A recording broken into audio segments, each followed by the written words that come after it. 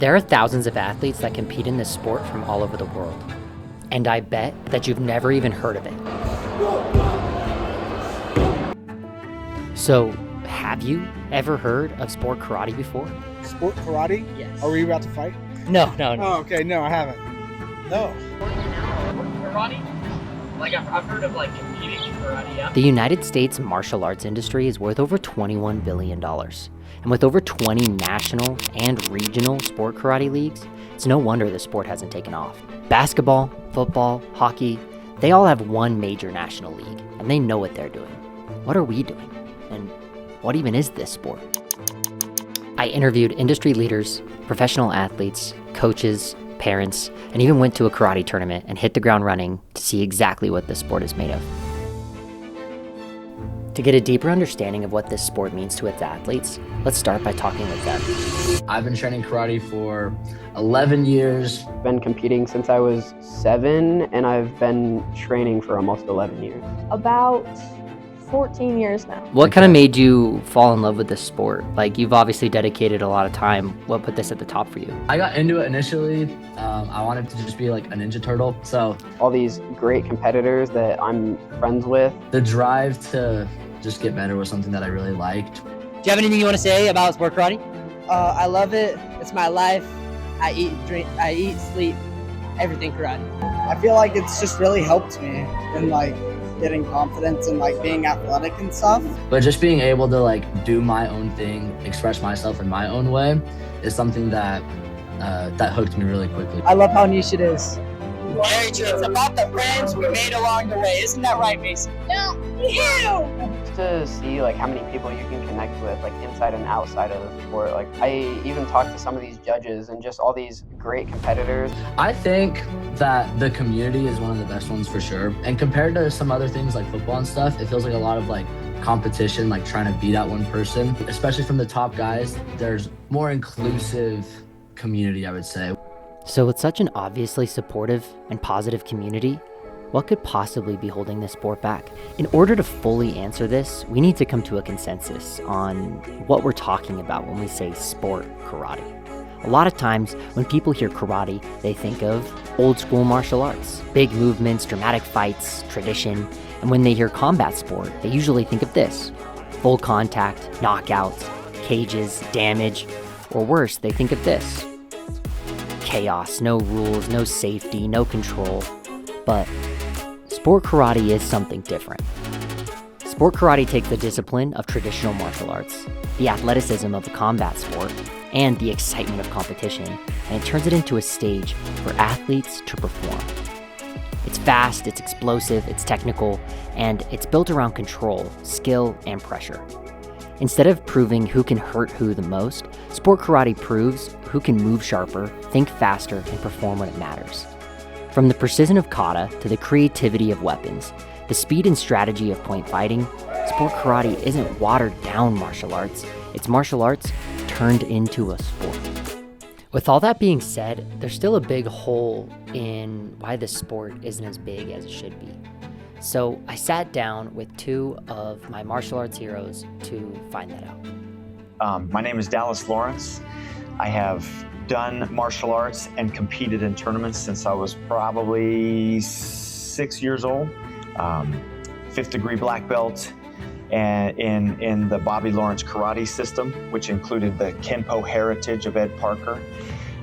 Recently got my certified black belt in championship martial arts, which was a hard test, probably the hardest test that I've ever done. And before that, I did a test that was through hyper martial arts. And that was a super cool test. Learned a ton of skills that we apply into our black belt test here. So, yeah. My name is Derek Beckman. I have been studying martial arts since 1992. In that time, I have earned black belts in Goju-Ryu Karate, Muay Taekwondo, and then Genjutsu Kempo Karate. I have been competing since I was 9 years old. And I've loved the sport for a long time, and teaching martial arts has created a pathway for a career for me. Did a lot to help put on tournaments and promote tournaments, specifically in Utah, Wyoming, Idaho, and Montana. But my love of the sport has really been what's fueled my passion to stay active in the martial arts. Each individual league has rules and divisions that are similar, but small idiosyncrasies that make it different and sometimes difficult to understand from a competitor standpoint, and most specifically a parent spectator standpoint. There's some sports that I like to say they're just farther along in their development than the martial arts, the competition of martial arts rather, is. And a lot of it is unity. You know, there's different styles and preferences of studios and individuals, but there's unification in understanding what good technique is, or what we're looking for, what unifies their sports. So competing in Japanese Okinawan traditional kata, or even contemporary or extreme katas, those minor variations can drastically affect your score. A lot of that just clouds the sport in general. And so, like, when we think about successful sports and sports that have truly global reach, those sports are the same no matter where you play them. For example, basketball. If I'm watching basketball, we all know what a foul is. We all know if the ball goes in or not. Like, if you play soccer in the United States, that rule set is 100% the same as if you play soccer in Mexico or Spain or Iran, or, you know, you can go anywhere and soccer is the same sport. For the most part, it's very understood. This is how the game is played. Dance has done a very good job of that, which has allowed for dancers, one, to invest in themselves to become a high-level dancer, and everybody knows what that looks like. And what makes sport karate so difficult to understand for a lot of spectators is, I'm going to a sport karate event for, say, the ICO, and I'm going to compete there, and I'm going to have a really great time, and I'm going to win. But then I take that same performance, whether it's a traditional kata or a contemporary kata, and then I go compete in NASKA, and then my results are vastly different. My name is Kohlter Strickland. I go to Evolutionary Martial Arts. I've been karate since I was 3 years old. And probably since I was 5 years old, I've been competing. I through as many circuits as my coach would take me to, or like the NBL or the ESM, or whatever alphabet soup we were able to go to. And right now we take our team to NASKA. It does feel oftentimes, at least for me, just like it is kind of a money first situation, right? Because it's like, I do 6 events, I have to pay for each event, and it's like $75 for each event I'm doing, right? And I have to get on a plane, I have to fly to Atlanta, I gotta go to Florida, I have to go to Texas, right? Yeah. So there's a lot of money there, right? And they're not making money off those plane tickets. That's just us getting there. Yeah. But they're making money off of each event and splitting it between creative, extreme, musical, and then going bladed and non-bladed and like traditional creative. There's so many things, right? And each competitor, they're gonna want to do multiple events, right? So it's a great way to make money for them. But I do feel like some of that money they're gaining could be put towards making it more mainstream. So with karate, if a student goes to a karate studio and they have a bad experience with a coach because maybe it's boring, or they didn't like it, or they didn't get the tournaments they wanted to see, or their coach pushed them too hard or wasn't very nice, or whatever the case may be, those students do not leave to go to a different karate studio. Those students leave the sport. So if you don't like your soccer coach, 9 times out of 10, you say, okay, and you go find another soccer coach, or you get on another soccer team. If you go to a karate studio and you don't like your sensei, well, then you're going to go to the soccer coach and you're going to go do a different sport. With a lack of direction, an inconsistent rule set, and families who don't seem like they're committed to the sport, what is holding the sport together? Okay, my name is Donna. My athlete is Dean. He is 13 years old and with Echo since about 2022. He has a little sister, and his parents are divorced. This is important because I feel like martial arts is an amazing, stable place for Dean. My name is Jamie. I've enrolled me and my kids here at Echo Martial Arts in February of 2024. My daughter's on the tournament team, and my son is just slowly working up the ranks. Initially, I came in to learn what my kids were learning, and that way I would be able to practice with them and know what they were doing. But I found myself really enjoying it. I enjoyed the exercises, I enjoyed learning the self-defense. But what really surprised me was how much learning the black belt principles that we utilize was really starting to affect who I was as a person. He did a couple of things before. We did a lot of soccer, a lot of lacrosse.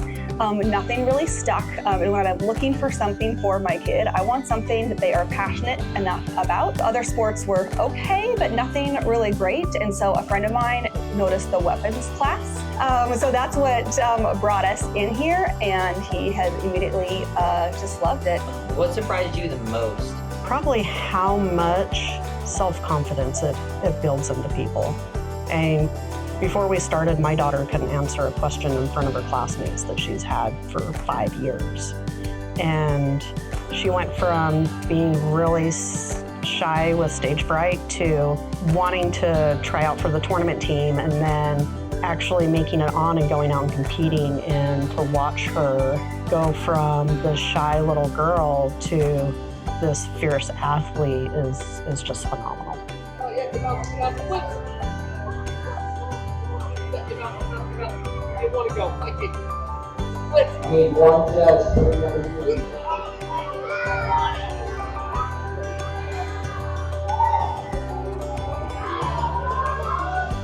I think it is an individual sport, right? You go out there and you're alone on the mat, you do your own kata, you do your own sparring division, like none of your teammates will be able to help you.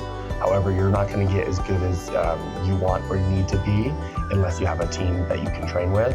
It is very hard to train by yourself, and it's not fun to train by yourself. So not only do you need a coach, you need people to train with and to make those tournaments have fun. When I was little, my favorite part about tournaments was after I played tournaments, I got to go play Minecraft in the corner with my friends after. And yeah, I really like doing the martial arts, and I would have done it anyways. But that like team aspect of it, or we're gonna go play Minecraft, and after everybody's done cheering for each other, and we get that community aspect, we get to go and have dinner with our families. And next weekend, I'm going to your birthday party, and that just makes it the days that I feel like it's tough to show up, like on the Tuesday night where I don't want to go to karate, I know my friends are going to be there and I know I want to hang out with them. So if I don't want to go to do the karate, at least I can go to hang out with my friends. And then while I'm there, my coach and my friends can still push me to do my martial arts. If sport karate were to have one secret weapon, it probably wouldn't even be the athletes. It's probably the mom who drives you to practice 3 nights a week, or the dad who watches you throw your bow up in the backyard, even though he has no idea what it's supposed to look like. It could be your teammates cheering you on like it's the Super Bowl, even though there's only 12 people watching. And honestly, it might be the only reason that this sport is still alive. Because for all the confusion, all the long days, all the different rules, all the waiting around, there's still this weirdly positive energy around it. People show up for each other. Coaches invest in kids that aren't even their own. Parents become travel agents, camera crews, emotional support teams, and snack suppliers. And athletes get to grow up in a community that feels bigger than just one performance. But if you're watching this from the outside, is also where it probably gets confusing, because sport karate isn't just one thing. It's not just fighting, it's not just forms, it's not just weapons. It's a competition world that's made up of different events, different styles, and different ways to win. So to understand what could get people to care this much, how does the tournament even work? There's teams, and then there's studios, and those are sometimes the same and sometimes they're different.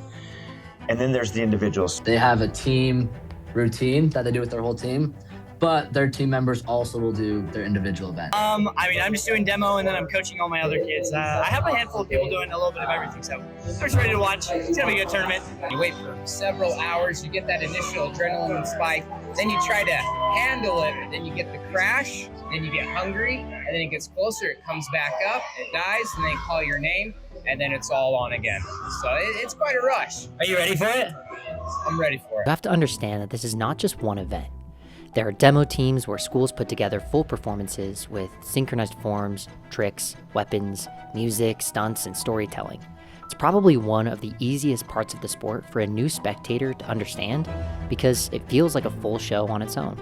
In traditional kata, athletes are judged on things like power, balance, stances, focus, and timing, and even how clean their technique is.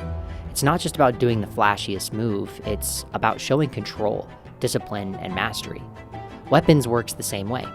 Traditional weapons are judged on control, precision, stances, power, and whether the weapon looks like an extension of that athlete's body. You have creative and extreme divisions. Creative kata and creative weapons allow the athlete to move more personalized, make movements that are more individual, flashier combinations, and perform a style while staying connected to martial arts technique. Extreme kata and extreme weapons push it even further. That's where you start seeing tricking, flips, spins, releases, catches, and high-risk athletic movements mixed into the routine.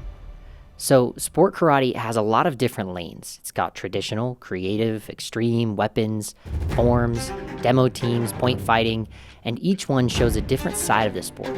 But this is also where the sport gets complicated. Like, we are probably the only sport that I can think of where in the same event, a competitor is expected to be a referee at the same time. Tournament would be split up in, well, you're in more of a Chinese or American Kenpo or Japanese or Okinawan or Korean. So they would split these divisions, mostly to give everybody a fair shot at the style that they were expert in. I think that creates a lot of unintentional unfairness. The leagues, if you will, that kind of stay, well, we like this, we prefer groin kicks or no groin kicks, or we prefer our punches to be here or there. The more that there's those slight little, like, I like this, it becomes personal preference of one or a few individuals. Because a lot of that will fall on the star referee who is also the star competitor. Something I thought of is like, I don't know, NASKA's kind of the top league right now. If that's like your like pro league for like football, you have the NFL, and then you have like college, and then you have like a Division II college, junior college, high school, and just kind of goes down like that. Having a set like development throughout the leagues, I think would make a lot more sense for not only competitors, but people trying to get involved and like learn the sport. Why are we not taking more advantage of parents who have the time? I mean, most of them are just sitting in the stands, right? Just waiting for Johnny to compete, and utilizing them and creating a process that they can be more a part of the league. It's got to be proof for the future. It's got to entice the younger generation. I think if we simplified the rules, purely the fact that it's easier to understand, and there would be more people that would want to, let's say, step up to the plate. And I think that investment in parents would make the competition more fun for our black belt competitors and get more black belts to show up so they could do just one or maybe two jobs. Because, I mean, most black belts are never going to give up their coaching responsibilities, but also thread a needle of wanting to inspire their group, right? Well, here's the reality of self-defense. How, out of the percentage of time that you train martial arts, punching bags, learning concepts, interacting, hitting one another, right, with control or without control, how much percentage-wise of that training then gets applied into a legitimate self-defense scenario where you're physically defending, fighting aggressively another person? None of the stuff that's being performed in forms are super easy. You're not learning any of that overnight. Seeing people flying high, tricking, kicking super high, it is impressive. Even if you don't know what it is, if you see like a double full or something, you know that's like really impressive. But people don't know that a lot of principles of protecting yourself and stuff are put into sport karate. Whether you're a point fighter, a forms person, a weapons person, you're able to express your acrobatic skills, your control over your body, you're able to exercise your ability to control a fight. There's a lot of things that just make it so unique to each individual person that does the sport. So. The amount of explosive energy and intensity that gets mustered in an athlete when they put on a 50 to 90 second routine with power moves, fast, explosive combinations that don't look like the UFC, but that are high flying and like I said, powerful, explosive with incredible energy. When that individual, female, male, when they're in that state of aura, I wouldn't want to mess with them. Some of the other tournaments do not find it a problem to put you in the same division as a girl. They have no competitive advantage, and the girls usually kick higher. So in Korean, they have that advantage. Oh my gosh, yes. Oh, dude, I am sorry. This is one of those things where I think men and women should 100% compete with each other. in the realm of kata. I have beaten adult men many times before. If I go to Grands, I'm competing against women anyway, right? Because they pool all the first place competitors together and they let us go. And there are some exceptionally talented women that would force me to become a better kata player. People need to just like chill out about weapons because it's not that deep. If you practice, then just don't worry about it. That's facts right there. So if you drop it, just like, if you can't catch it, just don't do it. In demo teams or in synchronized forms, those aren't split. You don't have a girl team and you don't have a guy team and then you don't split them because girls and guys can do all of the same things. Like, look, this is not fighting. This is a demonstration of skill, which karate is supposed to be an equalizer anyway, right? Like, women are supposed to be able to do martial arts at a capacity where they could defend themselves because of their skill. And I think that they should be able to demonstrate that skill right alongside. And that's what you're training. You're training the ability to control all those crazy moves, but also harness an intense power, skill set, speed, and that's the beauty of it to me. Sport karate is definitely not perfect, but it is powerful. It has athletes willing to train for years for moments most people may never see. It has parents who give up weekends, travel, money, time, and energy because they believe in what the sport does for their kids. It has coaches who pour hours into their students, far beyond trophies, beyond rankings, and beyond one tournament. It has teams, families, friendships, discipline, creativity, pressure, confidence, and moments that can change the way a kid sees themselves forever. That is the strength of this sport, but the struggle is just as real. Sport karate is hard to understand from the outside. It's spread across different leagues, rules, languages, events, and formats. Tournaments can be long, confusing, and difficult for new spectators to follow. Athletes can reach incredible levels and still compete in front of almost nobody outside of their own community. And if the only people watching the sport are karate people, they're already inside the sport, then the sport will always have a ceiling. So the answer is not to tear it down. The answer is to build it better. We need a clearer structure, better storytelling, more consistent judging, better spectator experiences, more collaboration between schools, coaches, promoters, athletes, and organizations. We need to make this sport easier to watch, easier to understand, and easier to care about, because sport karate does not lack talent. It does not lack passion. It does not lack value. It lacks visibility, and visibility is something we can create together.